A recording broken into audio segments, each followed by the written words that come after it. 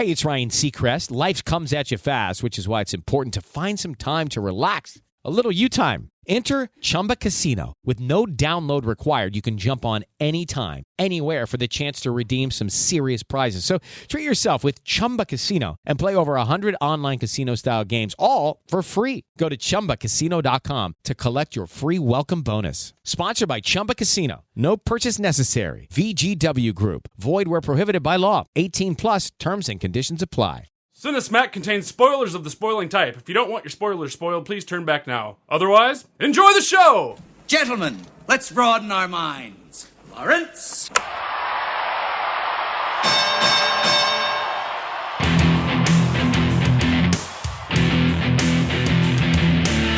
Ladies and gentlemen!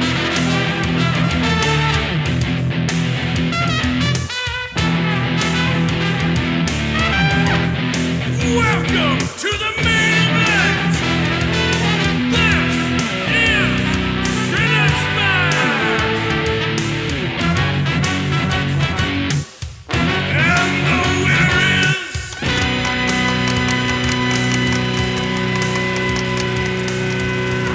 Hello, Cinesmacketeers, and welcome to bout number 137 of Cinesmack, the podcast about films by filmmakers. I am your host, Mike Keeler. Joining me tonight is our panel of award-winning judges. First, filmmaker and owner of Cheshire Moon Films, Tom, and the tattler is an asswipe, Haggis. I have no quotes from this movie. I'm gonna get you. I don't know. I got nothing. Oh, that was really good. Second, writer, actor, and director Kyle, smell yourself. Fine. Mike Keeler before, do you see? Mike Keeler in the changing room at Forever 21, do you see?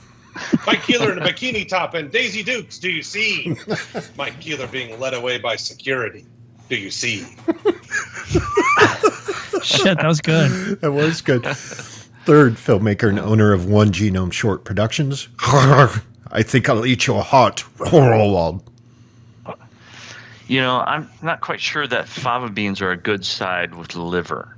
I prefer mine with onions. Liver and onions is a classic. Fourth, filmmaker and owner of Arizona Ink Studios, Andrew, you owe me Zumwalt. I'll call you if I think of anything else. Would you perhaps like to leave me your home phone number? All right, let's poke the monkey.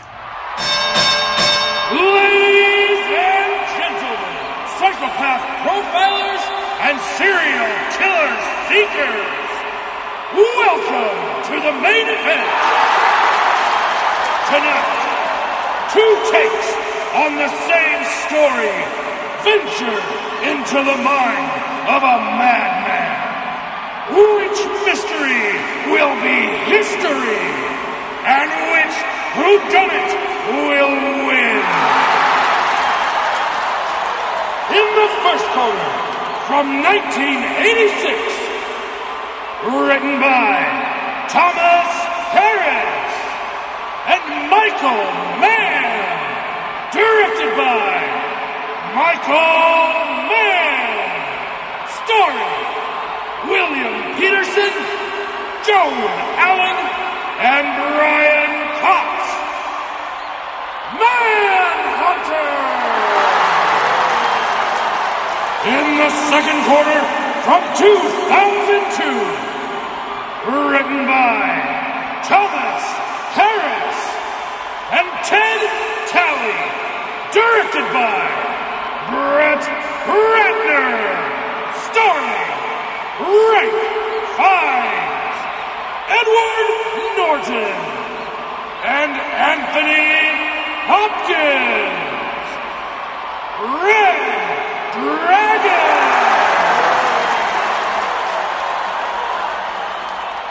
Got to be honest, I hadn't seen either of these films. And, yeah, I don't know how I feel about them. So I'm waiting for you to sway my judgment. And by you, I mean the four of you. So let's start off with our first round, which is writing. This may be a unique competition for us this month. I don't know that I've ever been a part of a CineSmack where two films were derived from the same source material. I'm not sure if you guys have done it before, but I don't recall ever doing that. So it's very interesting to compare and contrast these two. As far as writing goes, I have not read the original work, Red Dragon, but so I can't really speak much to the faithfulness of the adaptation. I will say, however, though, Red Dragon is fairly faithful to Manhunter, especially in the dialogue category. A lot of it is lifted directly from the movie. Whether that is from the book or not, I'm not sure. But it does give you a certain sense of deja vu, no matter what order you watch these movies in, that they really use a lot of the same exact wording. As far as writing goes, the things that stuck out to me a lot are Manhunter has a higher opinion of the audience, I believe, and where they think they can piece things together. Red Dragon starts with a scene between Hannibal Lecter and Will Graham that is not in Manhunter, but then immediately throws away all the goodwill it gets by hammering you in the face with exposition via tons of news clipping over the opening credits, which is like the exact opposite of a movie like Seven, which does a great job showing you nothing in the credits and filling you with like mystery and dread. So that was something I did not enjoy. I really could tell that they were really worried people were not going to get the connection between Graham and Lecter, so they really had to get that in there. The love story in the two movies is another big part of difference in as how much of that is explored and how much time is given to it. I thought it was arguably the weakest part of the script, and was glad to see it cut down in Manhunter, but they still decided to do it pretty much all at once, which kind of ground the momentum the movie had to a halt, instead of sprinkling it throughout like Manhunter did, which I think didn't break up the pacing as much. There's a lot more Hannibal Lecter written into the script in Red Dragon. I think that's obviously due to the fact they have an Oscar award-winning actor in that role, and they want to get as much of him on screen as they can, which I think honestly is probably a good call when you watch this movie. He's one of the strongest bits of it for sure. I don't know. I'll be interested to see what you guys think of the story. I think it's really interesting as like a police procedural idea, but it definitely has some issues in its characterization. And especially for Red Dragon, it really hits you in the face with some exposition. And that bothered me quite a bit. Yeah, I was struck as well by how similar they actually were. And like you said, Kyle, especially in the dialogue portion of it, I just thought, wow, yeah. I think there was like the part where Anthony Hopkins is like talking to the secretary trying to get the hit Graham's home number or home address. I was like, I didn't double check, but it sure as hell could have been word for word. And I thought that was kind of interesting. And I was surprised at how similar they were in that respect. And I wondered too, I've never read the source material either, but I also wondered how much of it was like a reference to the earlier movie, kind of like like an homage to the earlier movie. And how much of it was just directly out of the source material, so they just kept it that way. It felt to me like it was source material related. Like, I don't know. I feel like they would get knocked over the knuckles for copying too much of Manhunter. So it seems to me like if it was really similar, I chalked that up to the book. But in my reading, they did say the Red Dragon was more faithful to the book. So. Yeah, and then there were definitely some interesting additions. They were definitely different. Especially in the ending. At first, I don't know why I should not be fooled, but I was kind of fooled. I was like, Well, this seems like kind of an anticlimactic ending if he's not going to get to have a confrontation with, with Dollarhide at the end. And then it kept going. And I'm like, oh, well, I'm dumb. I should have seen that coming a mile out. But I didn't. And so, but, I think that was an interesting change. And again, I guess I wish I had time to read the book as well as watch the two movies so that I could do the comparison. But I don't know where that came from, if that was part of the initial, the original source material or not. But I found that kind of interesting how it ended. Well, I also, you guys talk about exposition with like the newspaper clippings. I had a hard time in Manhunter where basically your main character was basically giving exposition the whole time while he's playing out his character and talking like he's there with the killer, and it seemed like he was just bleeding exposition to the audience as he's talking about the clues and talking about, oh, you touched her, and I know that was a little bit in both, but I thought it was a little bit heavier in Manhunter with some of the scenes where he's discovering some of the clues and definitely looking at a lot of the evidence. It just felt a little heavier in Manhunter. And, Gabe, you kind of probably touched on the biggest one, and that's just, I thought the ending change was quite dramatic, and I'm not sure why there was a change. But again, one may be more realistic but more closely to the way the book was written. I haven't read the book, unfortunately, so I can't say, but it seems like quite a difference in an ending. Manhunter felt like, hey, the traditional 80s ending, we're going to get this done, have this cool shootout, and then we're done, and everybody at the end freezes, and we have the sunset. And then Red Dragon definitely tried to get that twist. Obviously, Gabe, you got it, but no, I didn't. I got fooled. Well, that's what I mean. They definitely tried to do a twist to fool people, and I think it probably worked for some, especially the first time this aired and everything else. But it just seemed interesting that they really pushed quite a bit of a hook in there at the end that was really dramatically different. So I thought that was, I think that's really fascinating. I don't know what to attest that screenplay or book or whatnot. So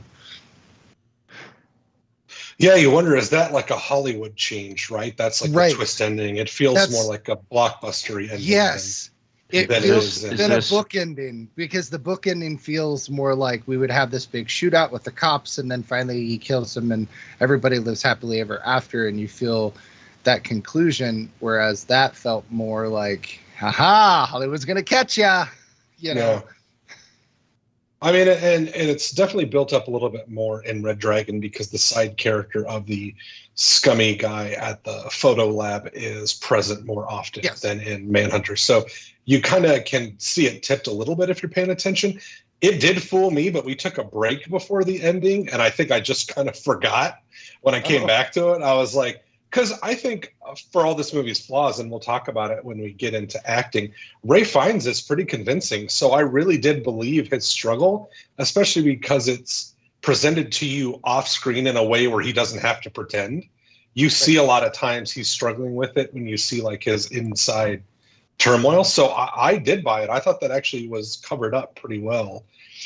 I think the ending, whether it's from the movie or the book of Manhunter, makes Will Graham one of the dumbest men in the world. He had a clear shot through the window at this guy. Yes. He literally jumped into his monster's arms.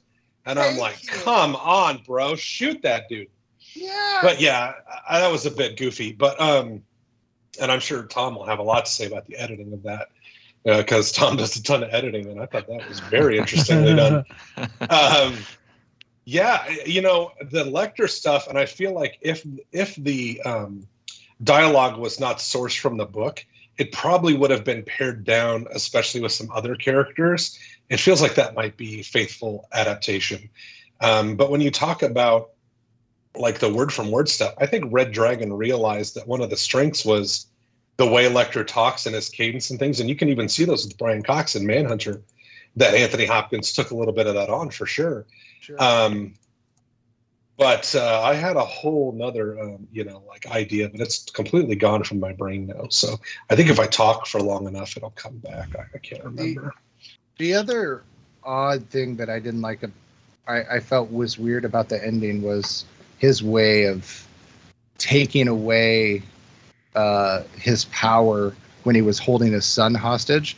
That whole scene was really odd to me. And then as soon as he gets the son away, they run into the bedroom and the son's like, yeah, it's cool, Dad.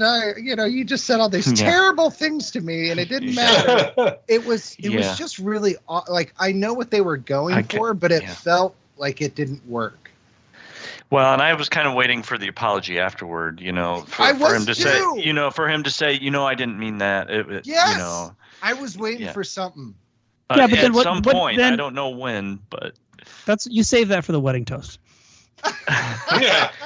Son, this 20 years ago, when you were being held hostage by a psychopathic killer, and I said those things, and I didn't mean it, right? I screamed at you. No, not that serial killer. The other one. There, that one. The one after scene, that. I don't know. I know what they were going for, and I know what they were trying to do. He was trying to push back on the killer and play to his brokenness to break him down. And I totally get what they were going for. I feel like the execution was done poorly, or it was just written poorly, because it felt weird. Agree. Yeah, I agree. Yeah. And that's why I think it's a creation for the twist, because some of it works and some of it doesn't. And I just think if it was taken from the book, maybe it wouldn't be so clunky. I don't know. But, the book could be like that too. I don't know. But I was just like, oh boy, this feels like Brett Ratner wrote this on a piece of toilet paper. Yeah, it felt weird. Sorry, Tom. And part of it was missing. Yeah. I didn't like the exposition was weird in Red Dragon, and you guys kind of touched on this, but it was really bad. And I'll circle back to this when we get to acting, because it was really bad in Manhunter. Like the movie went from like really cheesy to, oh, this is why most people don't talk about this movie anymore. Like, I don't know. There was so much wrong with it. Where he was like, he's working out the crime in his head, but he's saying it out loud. Yeah. Yeah. That reminded me of what I was going to say. Yeah. That did remind me. So Lecter mentions to him, and he talks to his son later about how the whole ordeal with Lecter kind of fucked him up, and he had to go to a psych hospital afterwards. And Lecter says, we're the same. And he even tells his son about it. And that is much more present in Manhunter on this, how he gets in the killer's head and it messes with him to like understand and think like them. Mm-hmm. It's really not touched at all in Red Dragon. And maybe that's because they thought it was the weak part of Manhunter, but he's almost like he's got like the instincts of a serial killer light in his head. He's like, I get what you're trying to do here. I understand. And that is kind of what terrifies him and messes him up inside, is that he has this kind of thought pattern that can get into their heads. But it's almost completely gone in Red Dragon. Which is interesting, because in Red Dragon, they rather than the cop that's almost like the serial killer, they work a lot harder, and a lot of movies are doing this, and a lot of CSI shows are doing this, but they're more humanizing serial killers, in that maybe we can get to the bottom of this serial killing problem if we stop looking at them as monsters and start looking at them as humans that have been broken. And it's, that part of it is really fascinating to talk about, but the mental health aspect of the whole thing, where do these people come from? Where, so Manhunter doesn't really, they talk a little bit about, Will gets, I'm all pissed off at whoever did this to him, whoever turned him into this. But Red Dragon took that a lot further. Well, Tom, to your point, Criminal Minds really pushes that threshold of really understanding the psychopath, really understanding the mind and the person and not the crime. Mm-hmm. And And I would agree that I think that has become more and more prevalent in real life, not just in movies either. Yeah. Oh, that's a good point. All right. Are you guys done with writing? We're never done, Mike. But we might be done. All right. Kyle. See, it's hard to tell which was more faithful to the book. I'm going to give this to Manhunter, and it's only because I really was turned off right away in Red Dragon with all the exposition. Granted, the main character does it later on in the movie, but writing the whole story down in front of you after you just showed it to me, it's really kind of infuriating. All right. Tom? Yeah, I'm going to go Red Dragon for all the opposite reasons Kyle just said. Gabe? Yeah, I think I'm going to go with Red Dragon as well. There was just something I enjoyed. I felt like it was a little bit more complete in some way. Okay. Andrew? I'm going with Red Dragon for the really cool tattooed butt. Okay. Is that writing? I guess that was probably guess in the that's script. Yeah. Well, To describe it in the script. Yeah. Isn't that the same reason you went with About Time? Yes. No, that was boobs. Boobs. Sorry. For tattooed boobs. Sir Anthony Hopkins, Edward Norton, Ralph Fiennes, and Philip Seymour Hoffman all turned down the original offers to appear in Red Dragon. Having Ted Talley, the original screenwriter of Silence of the Lambs, return to write the script was the clincher in them all changing their minds. Once they found out that old Ted Talley there was going to write the script, they all came back. Boy, what a decision to regret. Right. David Lynch was the first director attached to Manhunter, but he eventually left the project. During this time, screenwriter Wallen Green wrote a draft of the script, and it is unknown how much of his ideas were used in the final script. There's a lot of, number one, there's not a lot of trivia about the writing of either film, because I, like all of you mentioned, have never read the book, and I was wanting to know the differences, but it was a little difficult to find as far as looking for trivia on IMDb. Now I imagine there's probably some websites out there, reddragon.com. Don't do that. I don't know if that's safe. I think not safe for work. I think that's bad dragon you don't like. Oh, okay. But yeah, I was wondering what the differences were between the two, because like you said, I mean, I was having a lot of, wait, I just heard that. Where did I hear that from? Yeah. Oh yeah, that was from the other movie. Yeah, I know. It's crazy. But that's all I got for writing.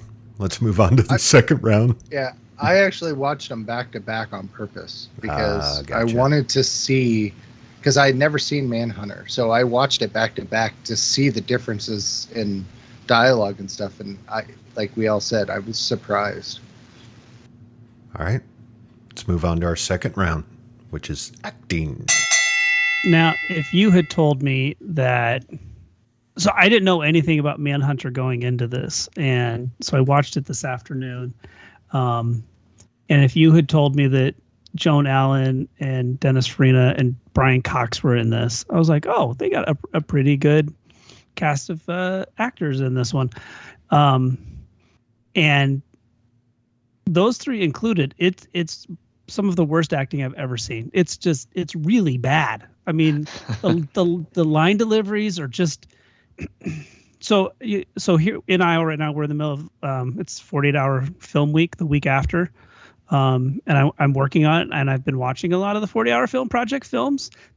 Manhunter felt like it was shot over a weekend by a bunch of kids a year out of college. I mean, it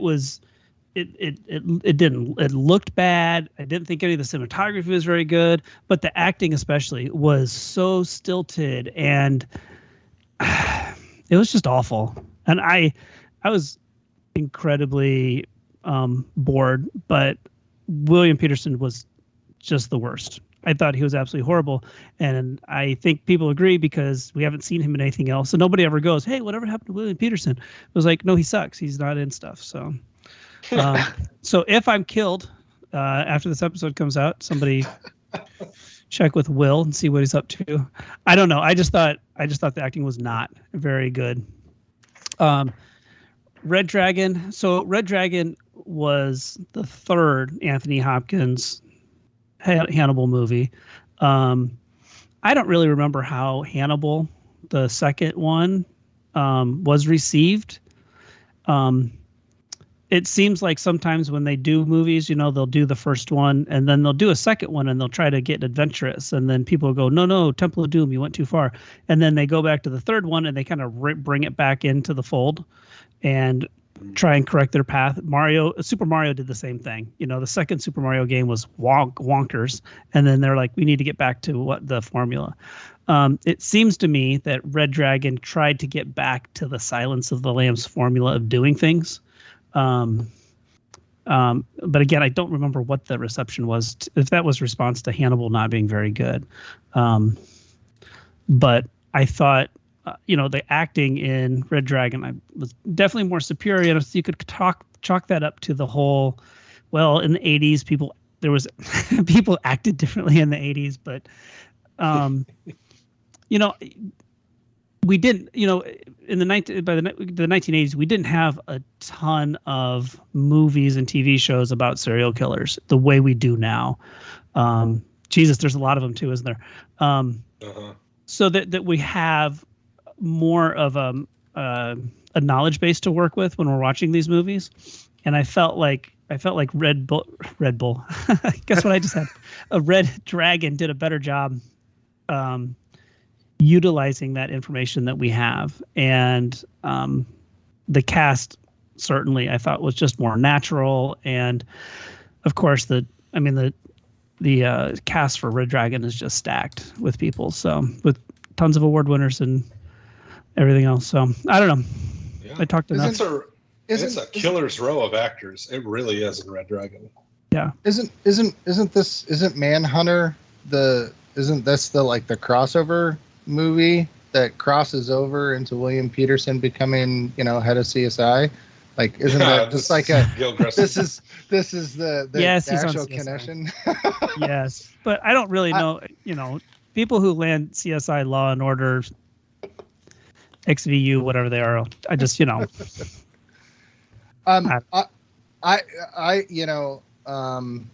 have to say that I would agree. I think the acting in Red Dragon is far superior than in Manhunter. Manhunter felt very awkward and forced, and there was a lot of, we've talked about the expositional dialogue, which it's just so weird to me, the way that it was delivered. I don't know, again, if that was inside thoughts in the book, and so they tried to make him do exposition, sort of like what they attempted to do in the original Dune, where they have scenes where it's all just thoughts, and so the actor speaks them like he's saying them out loud to, be a character. I don't know. It was just very odd to me, and I couldn't get behind it. I would definitely say that Brian Cox was a very interesting, different take on Hannibal Lecter. I've always known Anthony Hopkins as Hannibal Lecter. So to see Brian Cox playing that, and obviously playing it before before Anthony Hopkins did, was very interesting. And you can see where some of the mannerisms perhaps Anthony Hopkins pulled from some of the performances that Brian Cox did. I'm not sure if that was just a character development in general, or, if he saw that and was like, oh, I could see some of this or that. But so I thought that was kind of interesting. Philip Seymour Hoffman, yeah, awesome. And Edward Norton, I know a lot of people have problems with him, or they say that he's difficult to work on set, et cetera, et cetera. I think Edward Norton is a phenomenal actor. I fell in love with him for Primal Fear because he is phenomenal in that movie, hands down, 1,000 times over. And I love what he can do. He does a lot of Wes Anderson stuff. He's just a fantastic actor. And then, like I said, Anthony Hopkins, he is Hannibal Lecter. Like he embodies that. That's all I can think of when I think of Hannibal Lecter. So, yeah. I'll tell you though, if you're going to make a movie where Hannibal Lecter is supposed to be younger, don't wait 12 years and have Anthony Hopkins play him again. Because I don't care what kind of ponytail you put on him, he looks much older. And I mean, obviously, or Gaspard Uliel or whatever his name was. I don't remember his name. Yeah, there are. We've talked a lot about CGI de-aging of people, but there are times where you go, "Oh, couldn't you have just done it this one time?" It's so obvious. He's so much older, and he's great. I mean, he's iconic, right? As Hannibal Lecter. He won an Academy Award for it. It's incredible. But I actually am going to go against the grain here a little bit, in that I gave Manhunter a lot of leeway because I look at it as a movie with like very little budget, and you're only really making it because you want to. You're not going to sell it to anybody. Like, who cares about Manhunter? So yeah, William Peterson is pretty wooden, and his delivery is not great at all.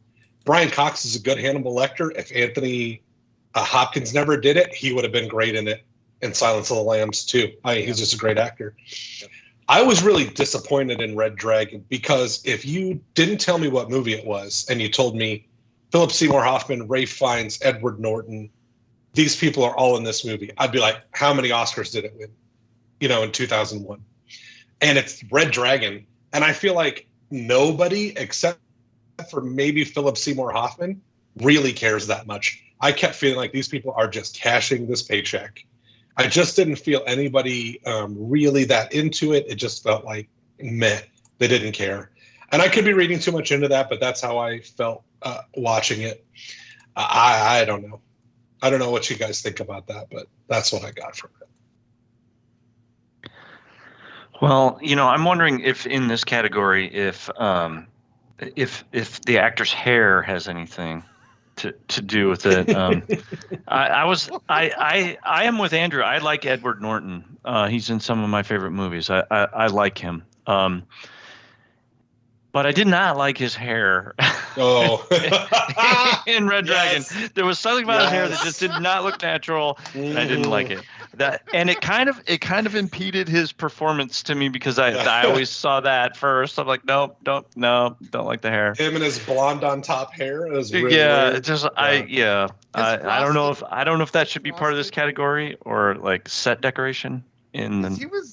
Overall, I don't know, but at the beginning he was dark haired, and then he got like frosted tips or something. Well, he did go spend a lot of time in the sun in Florida. He got dark. Yeah, that does it. Yeah. So I think one of the obvious things is the comparison between Brian Cox and Anthony Hopkins as Dr. Lecter. And unfortunately, I really love Brian Cox too. I think he's a fantastic actor, and he really has the potential to be this really powerful and creepy kind of character, I think. And I just don't think he was really let off.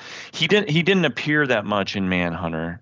His part was relatively small, and I don't think they really let him off the chain. They didn't just let him go with it because and maybe he was a lot younger then, so maybe he was still kind of like honing his craft. But Anthony Hopkins, you can't argue that his depiction of Hannibal Lecter is the only one that anyone will ever remember. He's fantastic. And then one of the other things that kind of bothered me in Manhunter was I didn't think Joan Allen did a very good job of pretending to be blind. She just did not ever at any one point seem blind to me. But in Red Dragon, what's her name? Emily Watson. Yeah, Emily Watson. She was a little bit better. There were times when I was like, not so convincing. But then I think they kind of explained it a little bit in there, where she was, these are things they didn't explain in Manhunter, that she didn't become blind until she was, I don't know, 5 or 7 or whatever. And I also thought it was interesting how she did other physical things that weren't related to her eyes that made you feel like maybe she was actually blind. The way she moved, the way she filled that coffee cup, and she had her thumb inside the cup to tell when it was full. Yeah. So she didn't overfill it. And when she was cutting that pie and she used that toothpick in the middle, and I'm like, okay, these little things kind of make it more convincing that I don't she know. is blind. I think it's weird that she can cut a pie better than I can. Oh, right. But she couldn't find the knife. She had to, like that could have been a hairy situation if she were alone trying to find the knife. Good. Thank God she was with the serial killer at the time. Right. Well, yeah. Right. And he could hand it to her carefully, gently. Yeah. And so I felt like her performance as a blind person was a little bit better.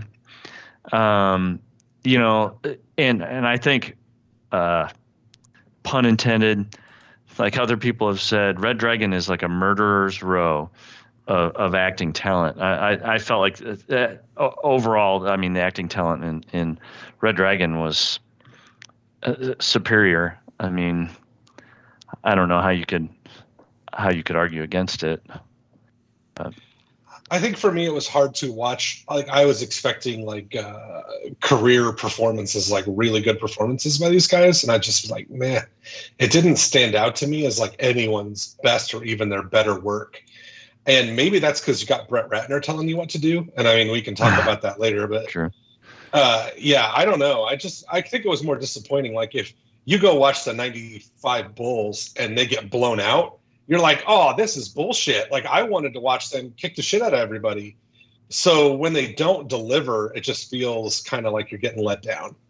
So maybe that's just me and my too high expectations on famous white actors from the early 2000s. But I don't know. That's what I wanted, was them to just chew the scene, like Jodie Foster and Anthony Hopkins did in Silence of the Lambs, where they're so iconic. Yeah, but have you ever seen Ralph Fiennes naked so much? Boy, he's not afraid to be naked. I guess not. I could have done without most or all of it. The tattoo was interesting, and I kind of surprised that it wasn't in the other movie. It would have been kind of weird to see Tom Noonan like that. That's pretty gross. Also, I think if you look like Tom Noonan and act like Tom Noonan, you're already on a list. Yeah. Hard for me to believe you're getting all away with all this. But and what a weird ass apartment he lives in. I mean, we'll get to that later. But isn't there? I don't know. I mean, don't they always say too? They're like, oh, it's the quiet one. I had no idea. But if it's Tom Noonan, you're like, it's him. Oh, that fucking guy? Oh yeah, I knew that. I told It's you. either him or the guy that talks like Voldemort. One of those two guys is killing a bunch of people. You mean the 7-foot tall guy with the pantyhose in his car and half a haircut? No, not him. Shit. I let him. Well, that's why it's babysit important. Yeah, that's why it's important that his love interest is blind. Yes. No shit. Good twist. Yes. Well, it took 8 hours to put on that tattoo, by the way. Ugh, God. Do you remember there was a TV show where a woman shows up in a duffel bag and she comes out, she's got all these crazy tattoos on her body? What was that called? Blind Spot, yeah. I watched every episode of Blind Spot. Really? Thanks to my wife. What? What about Prison Break? Yes. Where No, that's another show with an interesting tattoo. Yeah, his entire body is the prison schematics. Oh, on how he I escapes. never watched that. Yep. So. Yeah. The only reason I know I've heard stories about applying those tattoos repeatedly as well. And sometimes they would apply them for days. Like they would apply it and it would last for several days. And What's really funny in Blind Spot is after every season, she would wear more and more clothes, so less and less tattoos were showing. By the 5th season, she's in pullovers, cardigans, long sleeve shirts, all the time. She can't be bothered. Ran out of budget. The tattoo in itself is, that was quite the feat. It's beautiful, it's detailed, and it's pretty impressive for an artificial tattoo. So I would say that was pretty cool. All right. So Ray Fiennes doesn't have to cover that in other roles. That's not a real tattoo. Right. Yeah. No, that's the only reason he was cast. He already had it. You already had it. You know what? That's perfect. That's exactly what we're looking for. You know what? Your name is Ralph. You're Ralph. He takes his shirt off. Sorry.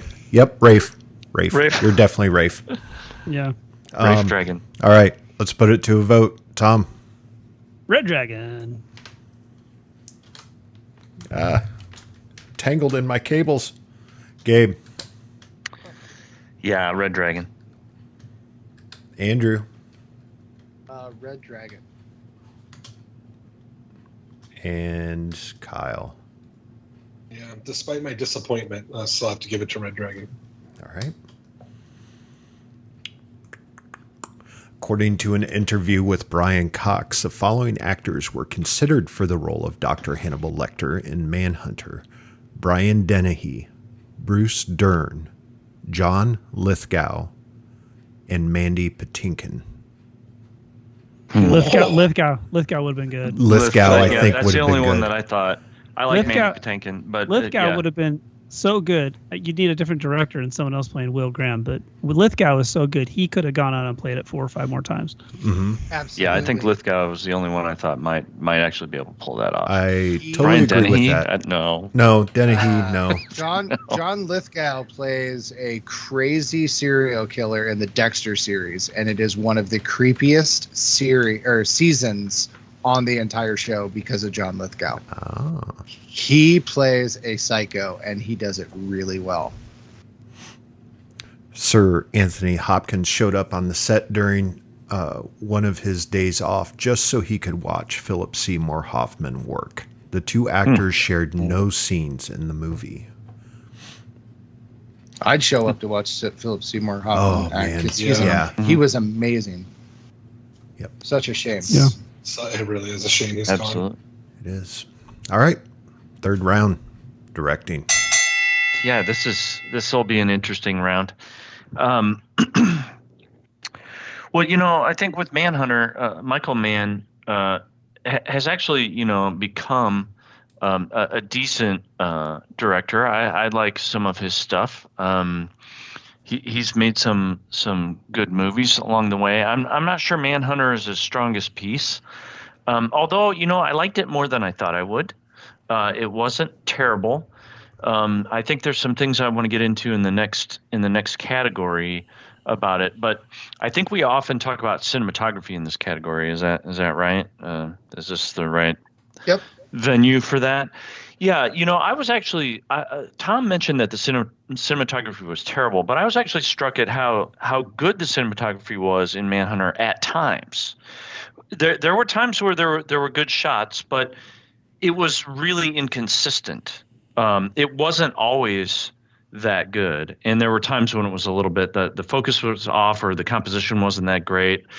And one of the things I know Tom will probably want to mention this himself. One of the things that they did a few times in Manhunter was the zoom. They did zoom in and zoom out kind of stuff, which is it kind of caught my eye, and it felt lazy to me as opposed to like a dolly or something, So I thought at times it had potential. The cinematography was there at times, especially for one of the things that I've always found challenging is the low light type stuff when it's dark, but you can still see what you need to see in the scene. And I thought they did that pretty well. And I'm sure it was shot on film. There were times when you could see the film grain, and it was pretty obvious. And the interesting thing about Red Dragon, from a cinematography standpoint anyway, was that it was good, but for some reason it didn't stand out as much to me. And maybe that's because it was just solid.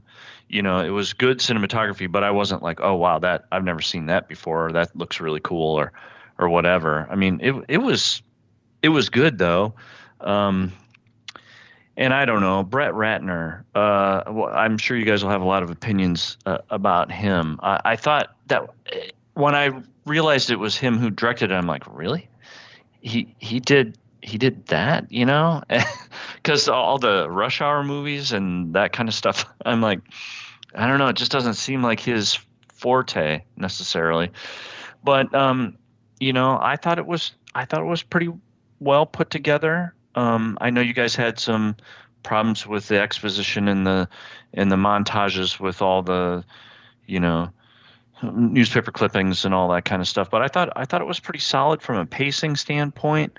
I thought he did a pretty good job, but I don't know. I'd like to hear what you guys think of these two directors. I'll go off on the editing. I thought the editing in Manhunter was, editing was awful. It was bad. Like, yeah. It kind of, like I said, it felt like a medium good 40-hour film project. Like the audio recording, the audio capture was really bad in some scenes. It was awful too. Yeah, that's one of the things. I didn't know if that was this category, but yeah, I felt like the audio was just, it was like too, like, I don't know, trebly and forward. It was just like the audio was really terrible. I think that hurt it a lot. Did you see at the end when the two cop cars crash and the second one goes down the ditch? There was already a break in the windshield before the guy hit his head against it. No, I didn't know. Oh my honestly, God. I wasn't paying that close attention at that point. I was just like, it was so bizarre. But it was also such a throwaway thing because they're like, "Are you okay?" "Yeah, I'm okay," and then they just move on. It's like, well, what's the relevance of him crashing? But anyway, sorry, Tom, I keep interrupting you. No, you're fine. I thought the the editing was just really bad in Manhunter, and do we talk about music here? Is the music here, or is it the overall? Overall, I think usually overall. Fine, yeah. I'll save it for overall. But yeah, right. I just it just seemed like you said, Michael Mann has become a much better director than this.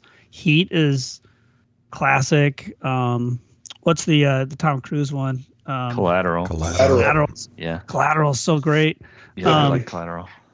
Apparently, we're getting Heat 2 pretty soon. So I think I like Michael Mann now, but man, this whole movie felt like just a really bad episode of Miami Vice that I want to forget as soon as possible.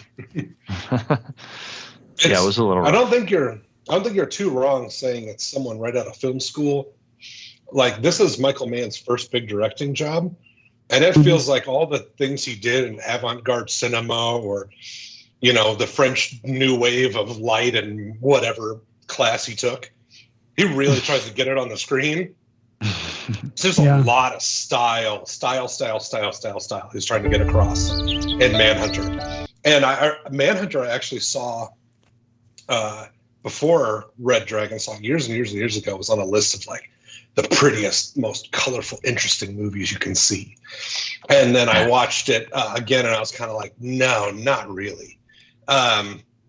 It's quite bright and very 80s, but it is a lot of style just thrown at you, and it doesn't do any service to the story, which is a real shame because it actually ends up getting in the way.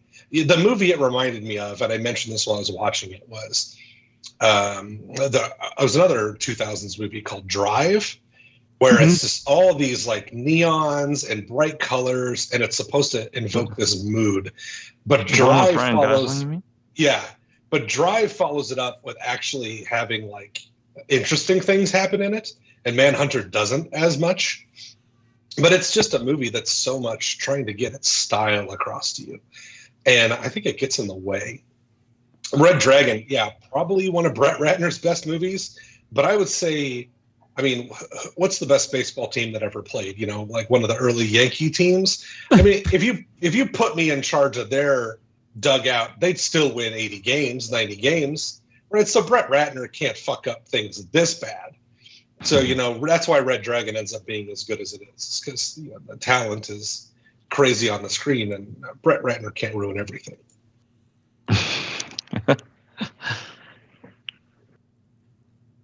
Yeah, it very much felt like I would say Manhunter had this it felt like a very traditional 80s. The ending was probably the biggest thing that was weird to me, because they were out on the beach and then all of a sudden they're looking out at the sunset and then they freeze frame it.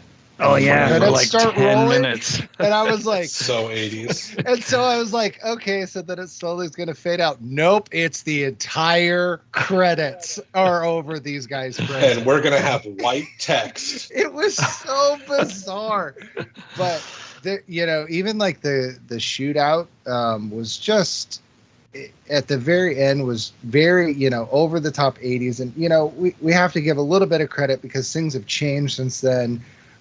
But it still was very awkward. Like, the intensity of the scene was almost lost because you were like, wait, who are we shooting at? Because he had the shotgun and he shot and then he shot again. And then they like cut to a guy falling. And then I'm pretty sure he shot him in the chest, but then they show him falling and he's been shot in the head. The cop was, and then he fell on the deck and they show a close up of it. And then the other cop, like, it was so badly, like, it wasn't even quick cuts. It was just badly put together. Like, that entire ending. And then he shoots him, like, I don't know, 4 or 5 times. He finally falls. And then they cut to the next scene. And there's this giant pool of blood that he's been laying in. It was just, I don't know. It seemed very lost at the end. And I don't know if that was a combination of stunts or director or what, but it was just very poorly brought together. That climax just felt very rough, very awkward, like it was a trial practice run. Yeah. I don't know. It was very odd. The one thing I will say about Red Dragon that I liked with some of the cinematography was they were really good about before they had completely revealed who we were actually after. They did really good of keeping the shots where he was in the scenes, but the camera was never directly ever looking at him. There was so much stuff happening off screen that you knew was happening, but you never really saw it. And then even when they first do the reveal, they slowly bring it up, and it's not like a da da da da. He does a really nice slow reveal of it, and then finally he lowers his robe. He's in a big spotlight, and it's like boom, there he is. And I felt that there were some really good choices there to show off this killer that was kind of hiding in the shadows, and this was the big reveal. And it was to the reporter at the same time that it was to the audience, and it just was really well thought out, that entire scene of how he did it. I also found it very fascinating that in the original Manhunter, he was just tied to the chair, and they took it a step further and they glued the guy to his chair. that like, oh my God, can you even imagine what it'd be like to be glued? Like, that's wow. So it just shows there's some really interesting, symbolism, I guess, in the way that they actually revealed a lot of who he was in almost a crazy way. Even the scene, which I thought was a little bizarre, but kind of showed how maybe broken he was, when he goes to the art gallery to get the actual picture of the Red Dragon and he rips it up and eats it. It's so weird. Like, and I don't know if that's in the book, but it's just a weird scene. Yeah, I was trying to figure out what that I meant. Was too. Was he like was he hoping that it would become that the Red Dragon would then become part of him because he had ingested it? Yeah, that was the other thing. If I eat it, it becomes part of me, or was it I'm defeating it by eating it? Like, Did you guys have the Do you have the Blu-ray for this? Because there's a deleted scene where he poops and then talks into the toilet to the Red Dragon, and it talks back to him. Yeah, wow. That's on the. Are you kidding? That's in the deleted scenes. I'm really glad I didn't see that. He's like, "Who's the Red Dragon now, you brown bitch?" And the Red Dragon's like, "Okay, you win." Right. Okay. Right. You win. Yeah. No, wait, that was Manhunter. I'm sorry. Oh, that's even weirder. That's even weirder. Because we didn't see him eat it in Manhunter. Yeah, I didn't know what to think of that scene. That's pretty crazy, but it's very intense by Ray Fiennes, and I think he does that really well. Right, that's one of his fortes. I wondered what they made that out of so he could eat it. Well, it's probably the real painting. I mean, I don't know. Oh yeah, I assume it was. They destroyed that real painting. It's real. Well, you know, they used to make all that painted shit out of radioactive metal and stuff, and nobody knew it. So I wouldn't recommend eating any old paintings. Really? If you were thinking about it. Just if you were thinking about it. Yeah. Right, okay, thanks. Well, I'm going to take that off my list now, Kyle. Thanks. Sorry to ruin your trip to Paris, but so I really like that they had a lot of off screen of him fighting his demons, and I feel like that was somewhat of a directorial choice to really get that mystery and that back and forth, almost like he was fighting a secondary personality while not being on screen, and then back on screen he was a different person. It was just I thought that was really a fascinating choice in Red Dragon. So I'll shut up now, Mike. Sorry. I give Manhunter a bunch of crap, so I'll say one nice thing about it. The scene where Dollarhide's laying in bed with Rita, and she's asleep, and he puts her hand over his mouth. That scene was actually really good. The music under it sucked, but we'll talk about the music. I know we will. Can we hurry up and Just get to wait? Yes. I've got some bitching to do. Oh, I got some music talk. But I thought that scene, I was just like, oh, hey, there's one commendable scene in the entire movie. So, yep, one scene, Mike. That's one scene. That's good. Yep, one scene. One scene in the entire movie was any good. So. All right. Well, if you guys are done talking about the directors, let's put it to a vote. Gabe. Yeah, I think I'm going to go with Red Dragon. All right. Andrew? Red Dragon, because the director decided to show us not only side boob, but naked butt. Kyle? There's definitely side boob in Manhunter. I'll give this one to Michael Mann. I'll give it to Manhunter. All right. Tom? Yes, I'm going to give it to Voldabutt and Red Dragon. All right. Damn it, that would have been funny if I hadn't messed that up. Director of the whole time I'm sitting here going Voldabutt. I can do this. Director of photography Dante Spinotti also filmed Manhunter, which was the first adaptation of the novel Red Dragon. Brett Ratner, who had previously worked with Spinotti on The Family Man, wanted to shoot this movie so much that he delayed principal photography just so Spinotti could finish shooting Pinocchio. Writer and director Michael Mann was reportedly inspired to have Iron Butterfly's In-A-Gadda-Da-Vida on the soundtrack by his correspondence with a convicted killer in Texas named Dennis Wayne Wallace, who claimed In-A-Gadda-Da-Vida was a love song that spiritually connected him to the woman he murdered. What does that have to do with anything? He did that because some other murder guy said he liked it? Yeah. And because the audience didn't get that at all. Yeah, that didn't come. Yeah, I didn't connect. The director spoke with a prisoner and he liked the song, killed someone, and that's pretty inside baseball right there. Yes, it is. Yeah. All right. Yeah. Fourth and final round overall. I don't want to rehash a lot of stuff, but I am going to first touch on the main thing that we've joked about or commented, I guess, freely about, and that's the music in Manhunter. So I felt that the music in Manhunter was no more than an 80s porn keyboard music. It felt very much like a guy was on his little Casio and going wee wee wee wee wee wee wee for a lot of Manhunter. And I don't want to. Let's not talk down to 80s porn. Damn it! I fucking did it again. Pornkestra.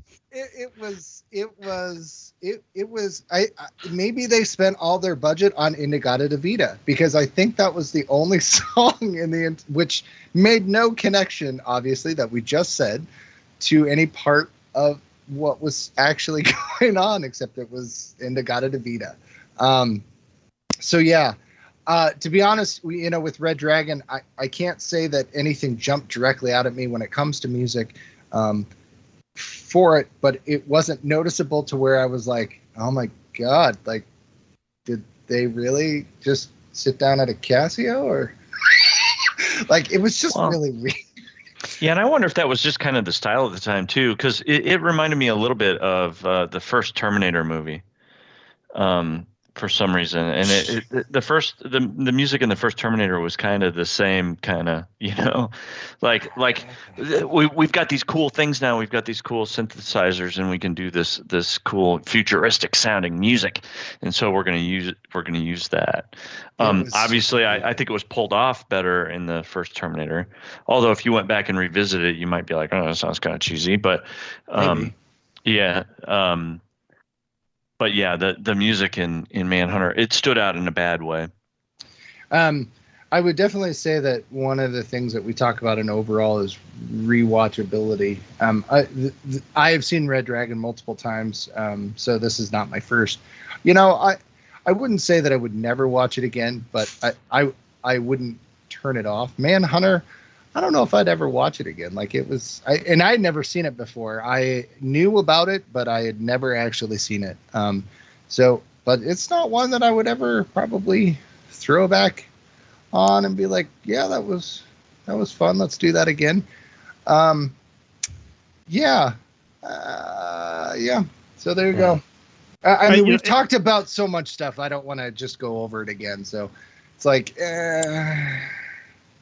So when this came up, my wife asked me, she said, what movie are you guys doing? I said, Red Dragon. And she said, which one was that? I go, I think it's the one with Ray Liotta where he eats his own brain. And so I got halfway through this. And went, oh, this isn't, there was another one. So like Hannibal Lecter just kind of melded into just blah. So rewatchability, if I'm in the mood to watch one of these, I won't be in the mood to watch Manhunter because I'm not gonna hurt myself, but if I'm in the mood to watch Red Dragon, honestly, I'll put in Silence of the Lambs, and it's gonna do everything I need it to do. And it's just, I mean, that movie's almost perfect. And Hopkins has even said he regretted doing this one in Hannibal. So yeah, don't go back to the well when you do stuff like this. And there's Hannibal Rising. That's the prequel. Yeah. That's somebody other than Anthony Hopkins, though, right? Yeah, that's the Gabriel. I don't know. It was a really bad. I think it was him. It's always the quiet one. It's always the quiet one. Gabe, you were in a feature film and didn't tell us?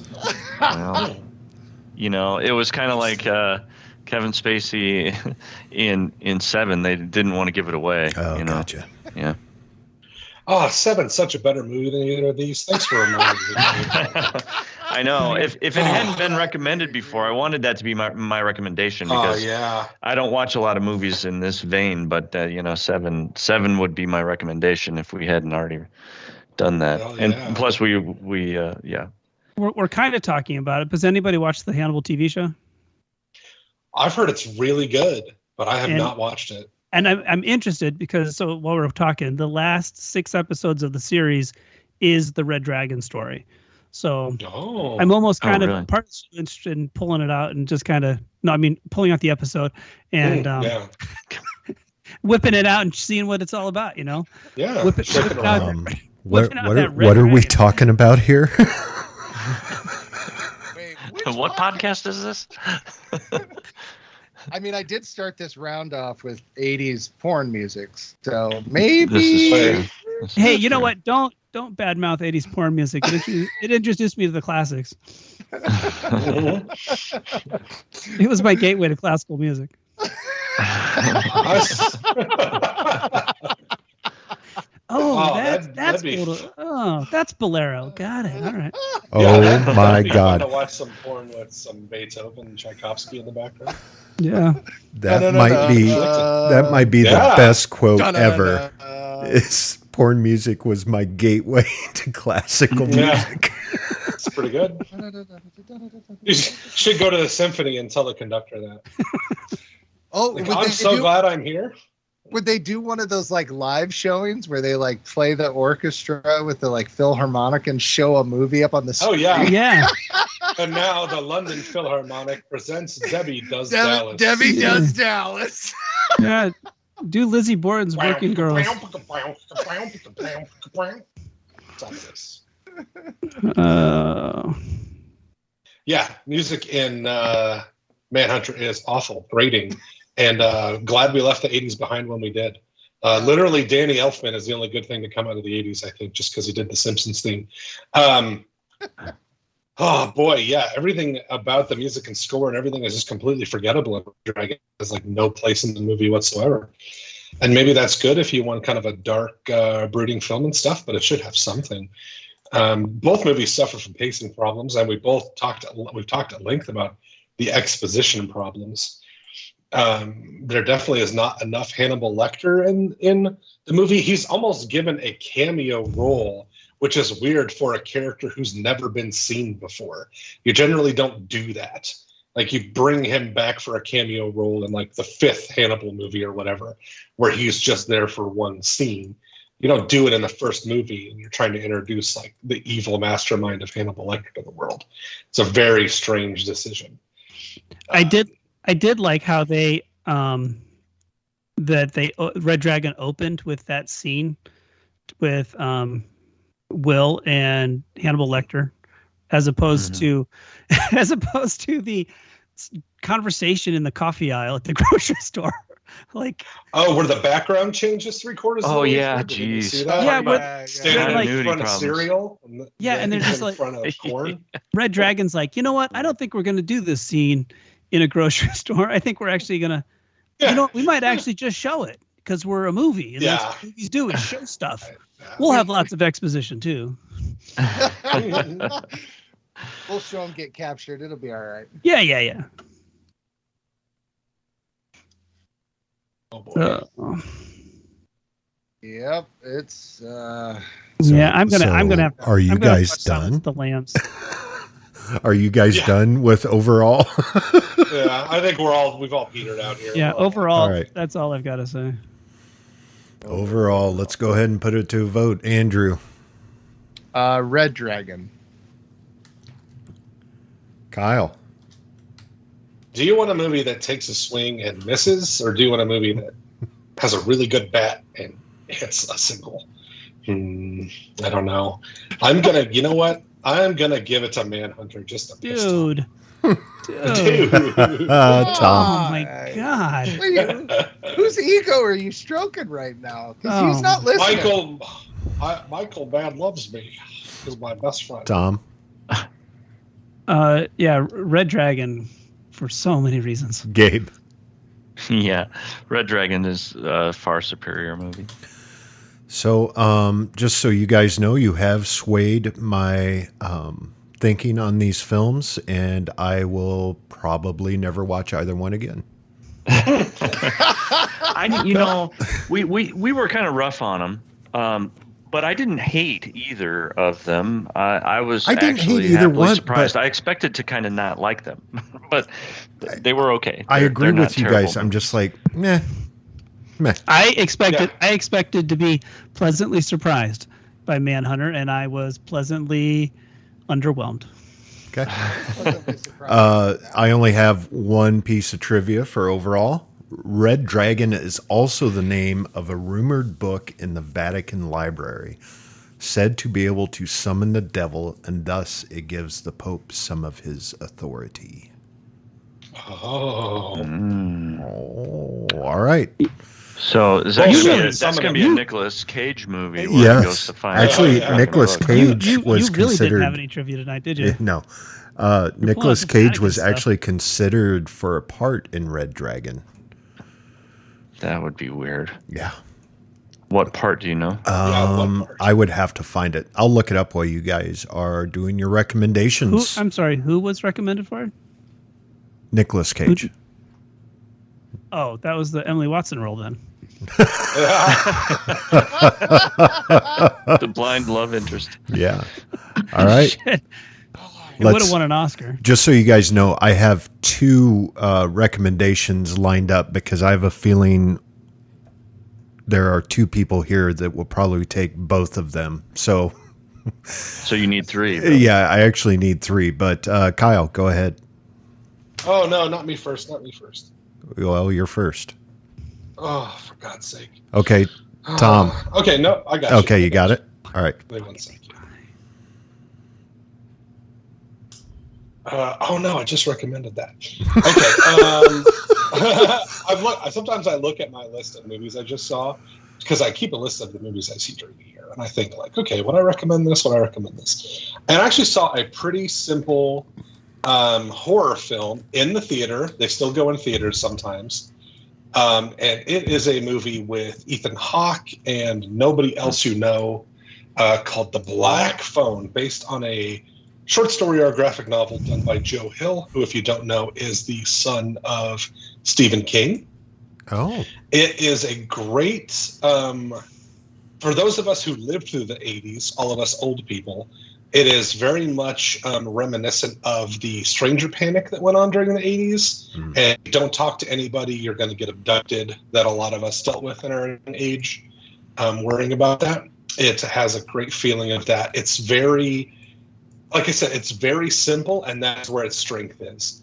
And it has a lot of themes and notions that it's pushing, but they don't get in the way of the story. And they're not the central focus, but you feel their presence. And I think that's a really good sign for a film. And it has a great tone that it's faithful to the entire time. Ethan Hawke gives a great performance like he usually does. I think he's a really talented actor. He's been in a ton of great movies. So yeah, I would recommend The Black Phone. It's not like a Sinister or Conjuring type movie where it's going to jump scare you every 10 seconds. It's much more subtle than that. A cool supernatural twist. It's no surprise when it's written by the offspring of Stephen King. It feels a lot like a Stephen King story. All right. Thank you, Kyle. Tom? So yes, I'm going to recommend a movie that's out in theaters. Jordan Peele's new movie Nope is it is a whole lot of fun. I really want to see that. It is a science fiction thriller. It's very funny, very entertaining, and it just keeps you absolutely on the edge of your seat. It's a lot of fun. I saw it last weekend, and I'm going to go again and see it tomorrow before it leaves theater because I liked it so much. So I'd check out Nope.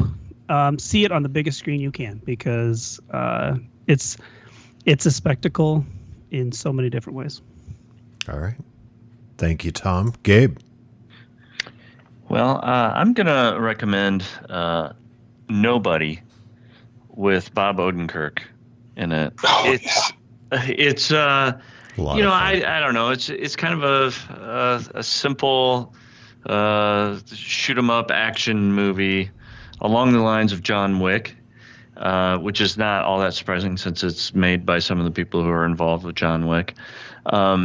I don't know if it's a great movie or not, but I enjoyed it a lot, and I really like Bob Odenkirk. I like watching him on screen, and some of the action sequences and the fight scenes that he gets into are pretty crazy, over-the-top kind of stuff.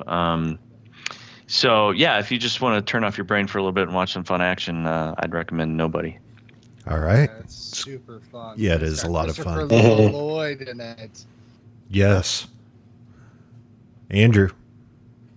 I am going to stick with the psychopathic movies, and I'm going to pick one from a few years ago that is, I don't know if I would say it's comedy, but it is a little goofy comedy. But it is about someone who has multiple personalities and they are deranged and end up killing people and not realizing that they killed people because they're so psychotic. It stars Anna Kendrick, Gemma Arterton, and Ryan Reynolds, and that is The Voices. and Ryan Reynolds is a multiple personality crazy person, and he ends up, killing a bunch of people, and it is absolutely fantastic and very odd and makes you feel like you're in the mind of a multiple personality psycho.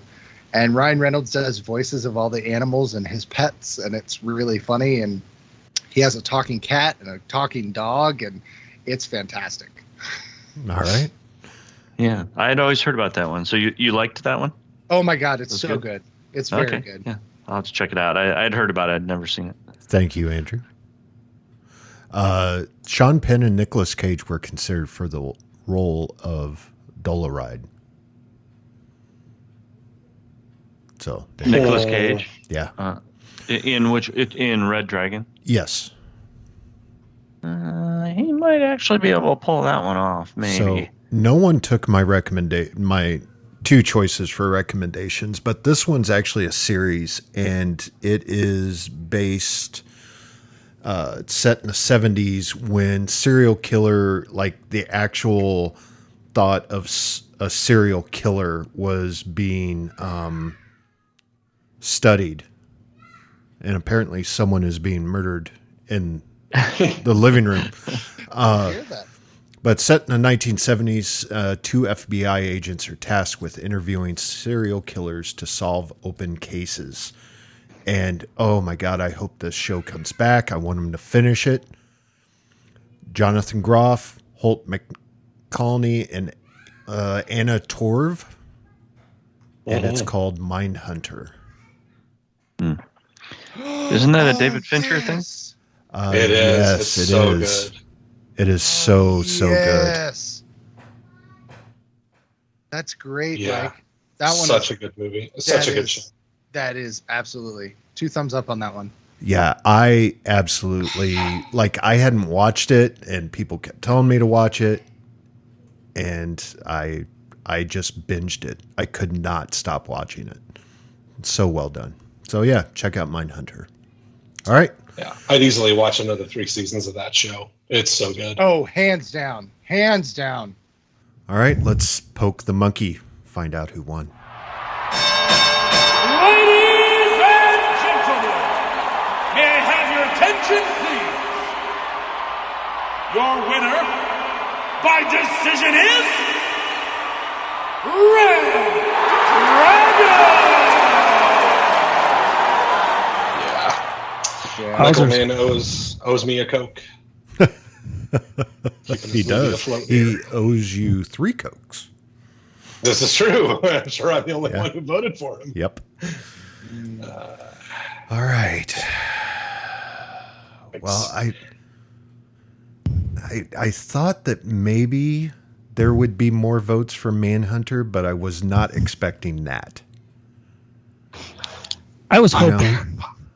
I think the best movie of these 2 movies is to jam them together somehow. Yeah. Oh, I think there maybe you go. you get the like a best super version cut, of Red Dragon. Right. Yeah. Taking a bit from both of these. It won't surprise me if I watch Hannibal and might wind up realizing that it's better than both of these. I don't think that's going to be the case.